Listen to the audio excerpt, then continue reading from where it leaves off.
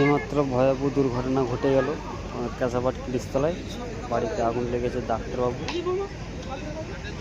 অনেক চেষ্টা হয়েছে লিবানাত করে। বাড়িতে বহু ধরনের আগুন লেগেছে।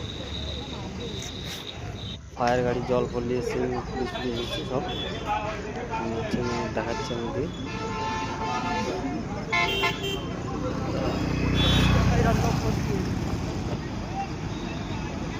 তো জলের গাড়ি এসে গেছে, সব কাজ চলেছে এবং কীভাবে আগুন ধরেছে কৃষ্ণ নাথপাড়া।